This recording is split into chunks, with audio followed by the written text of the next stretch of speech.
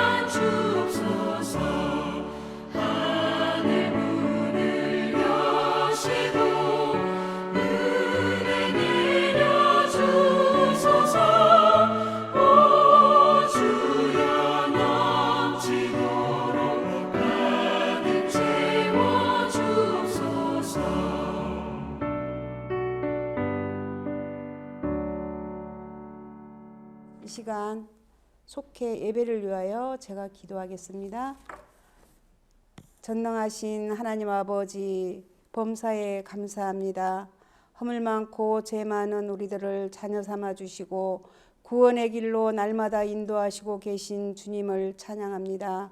사랑의 주님, 저희들의 모든 죄와 허물을 용서하여 주시옵고 긍휼함을 더하여 주시옵기를 기도드립니다. 이 나라와 우리 민족들을 지켜보고 계신 주님이시여, 우리 민족들에게 창조주이신 하나님을 알게 하옵소서. 하나님이 만물의 주인 되심을 알게 하옵소서. 하나님이 하나님 되심을 알게 하옵소서.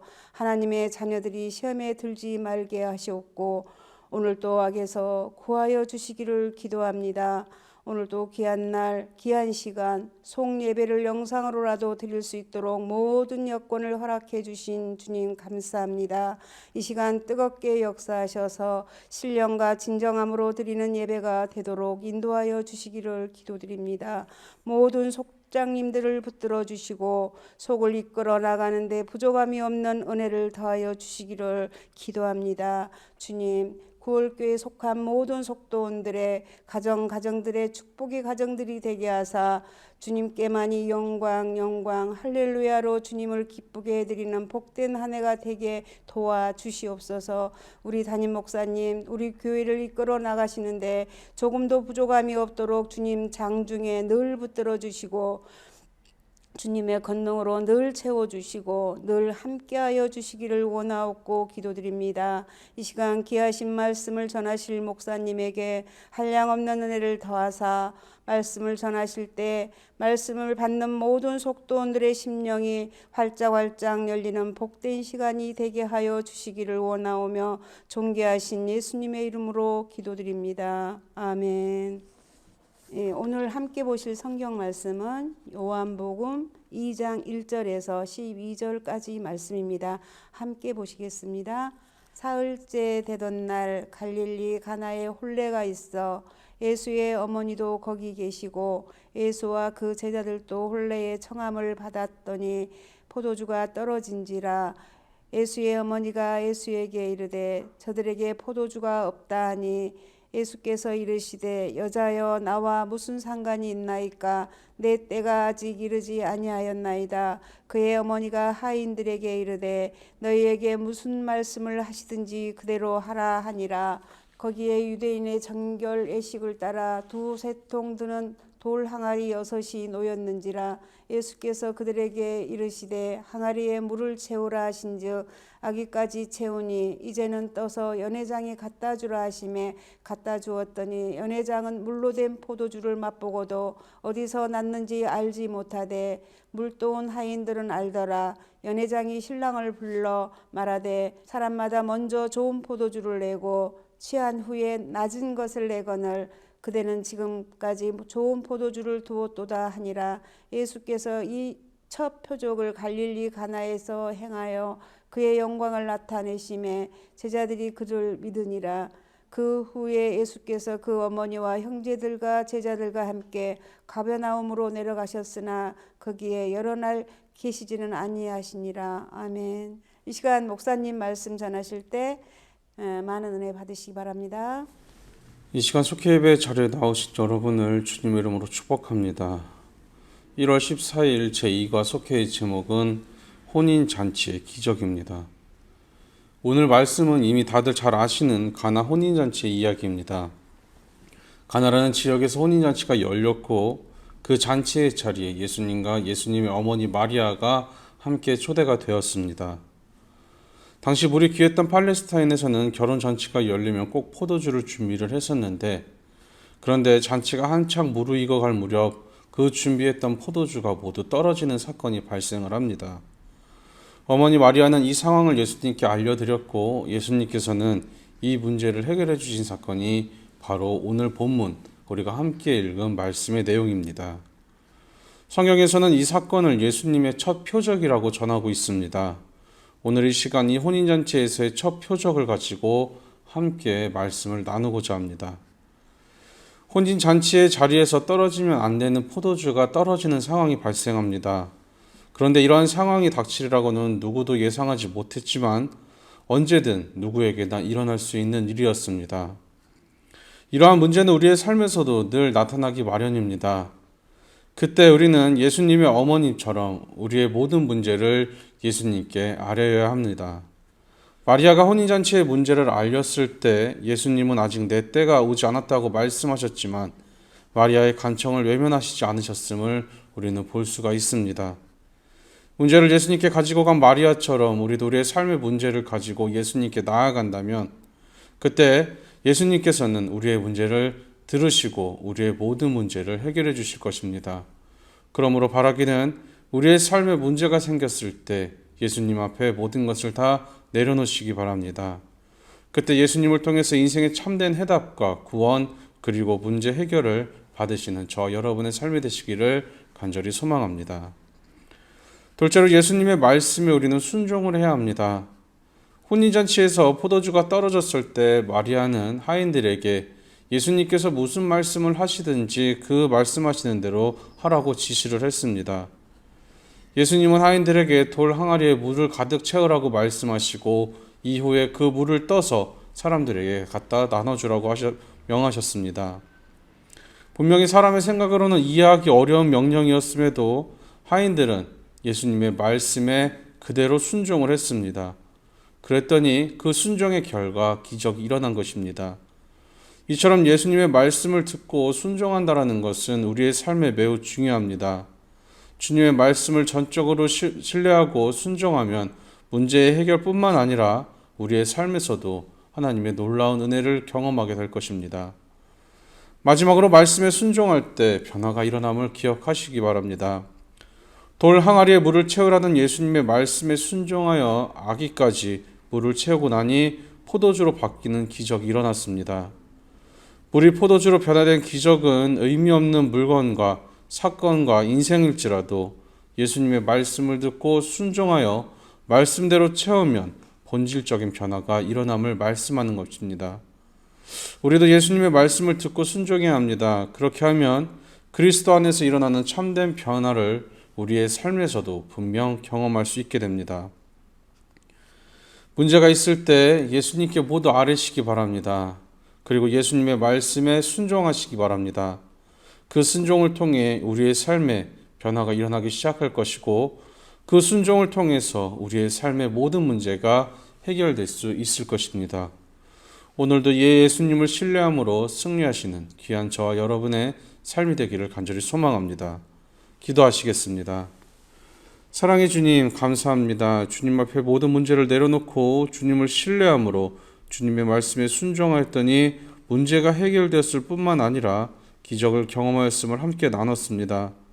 이 가나 혼인잔치의 기적이 주님을 신뢰하고 주님의 말씀에 순종하는 우리의 삶에도 나타나게 하옵소서. 예수님의 이름으로 간절히 기도드리옵나이다. 아멘. 찬송가 393장 찬송하시며 준비하신 예물 드리시겠습니다.